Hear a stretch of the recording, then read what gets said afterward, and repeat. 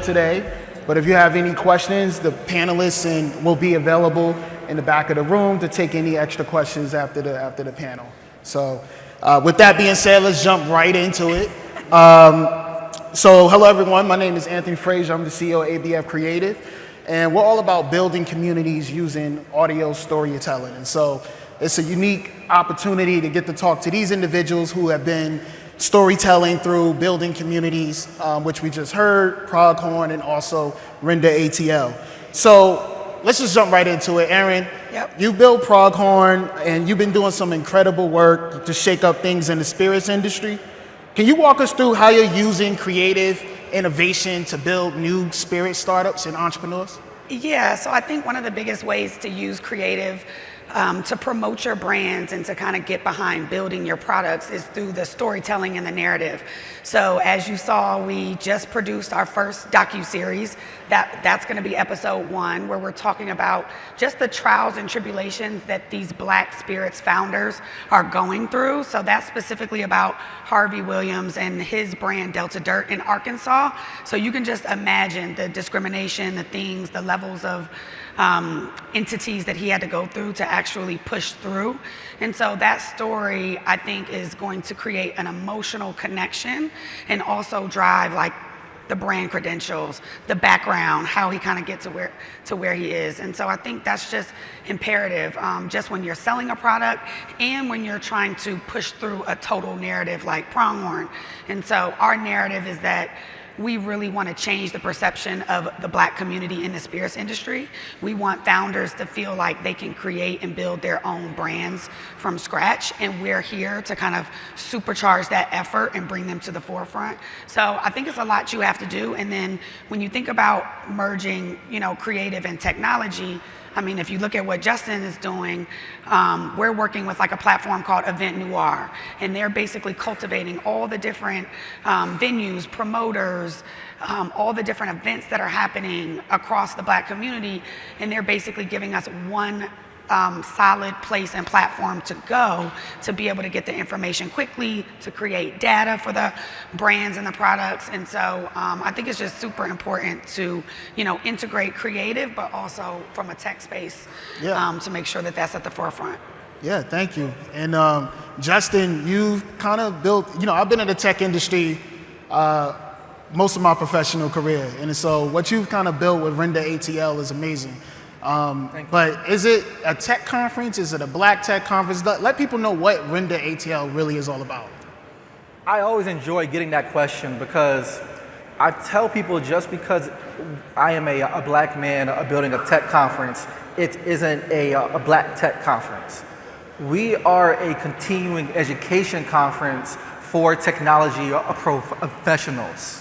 What that means is if you're an engineer, if you're a designer, even if you're an attorney, you could come to our conference and get the continuing education that you need so that you could be the best that you could be in your career overall, and that you could help make the impact to continue to move tech forward from a diverse point of view and also from a technology point of view too, from the education that you would get at the conference. Yeah, you just made an announcement. Well, I don't know if it's public yet. My bad if I'm putting you on blast. But you just said you had 5,000 people registered to the conference. This happened next month. Correct. So yeah, congratulations on that. And it's truly humbling because we only began in 2021, and we only had 300 people in 2021. Our goal in the upcoming years is to get over 10,000 people by 2025. So a 5K is only half of the way there so far. That's amazing. That's amazing. I feel like you're doing what you're doing in the tech industry, you're doing in the spirits industry. For Pronghorn, could you go over some of the specific strategies and specific, innovations like you teaching a lot of the professionals to help them really get a leg up in the spirits industry? Yeah, and so I think one of the things we just talked about was like applying that creative narrative. One of the things that we're teaching our founders or working with our founders on is to build how you speak to specific communities in a diverse way so that you're inviting in a group that can really support and buy your product, right? And so what we know is that the world is only going one way, more diverse. And so if you're not on that boat, then you're missing out on dollars. And so what we try to teach our teams is that how do you show and how do you thread that narrative through what you're doing commercially?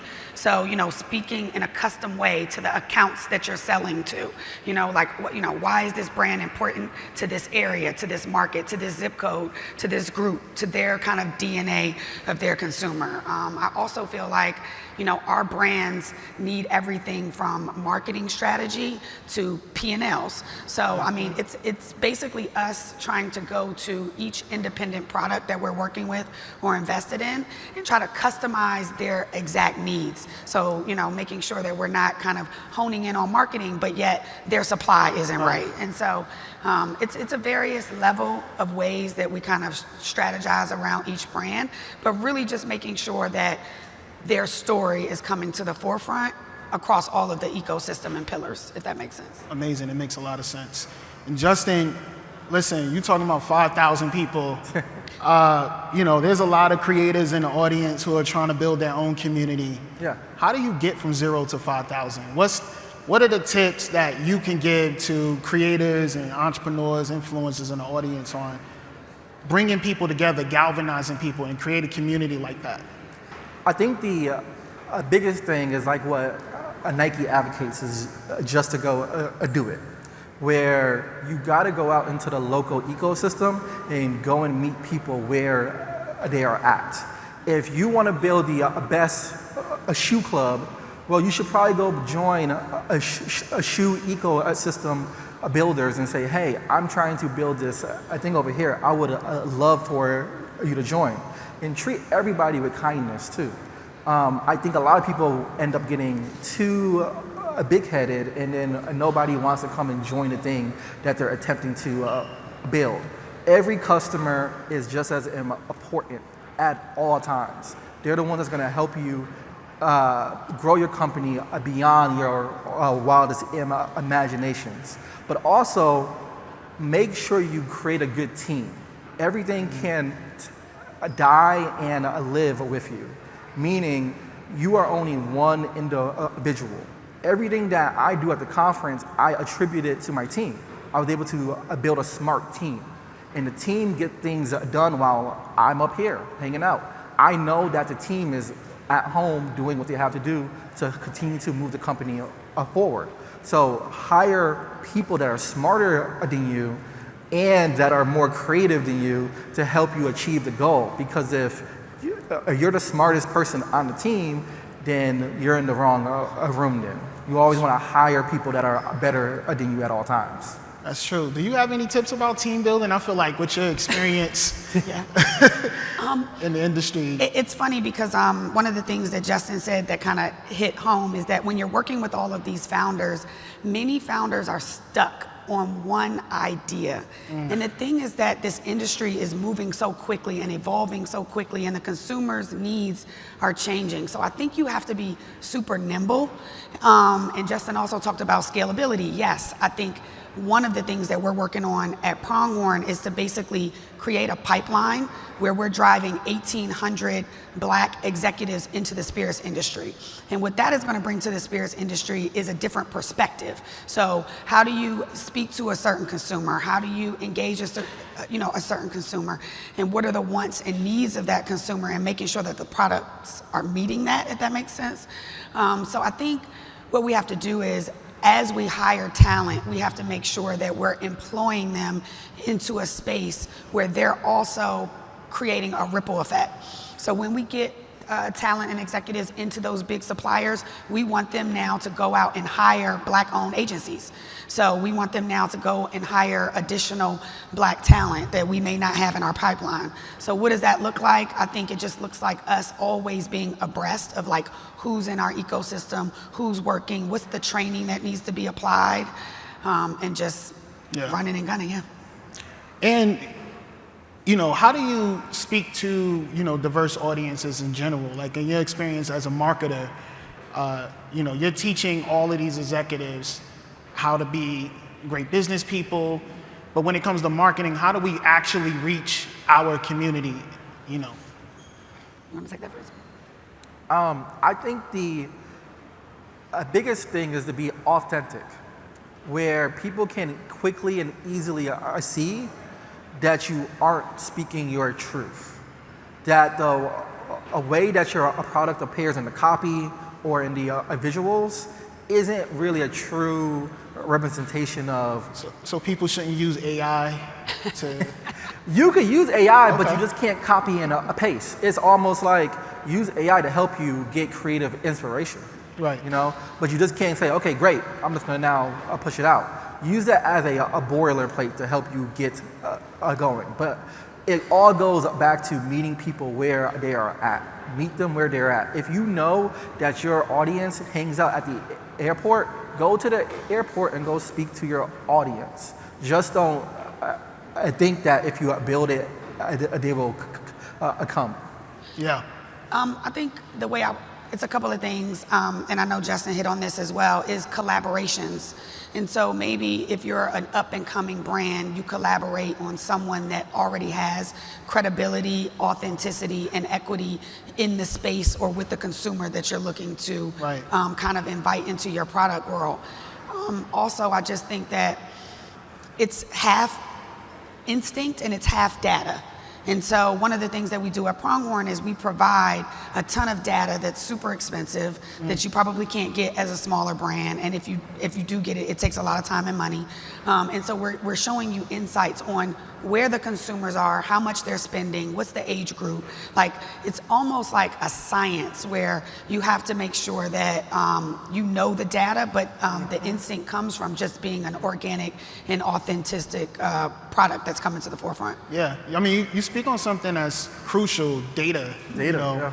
And if you're a small business, like you said, most don't have access to that kind of data. What's some strategies that, you know, smaller businesses, smaller creators can do to start collecting data for their audience that you think was successful in your I mean, I know this seems super weird, and I always say, like, I'm a focus group of one, but I think really kind of like engaging not just yourself and your own kind of opinions, but doing small focus groups, going out and talking to other brands and finding out what kind of things that they've gotten back from the community.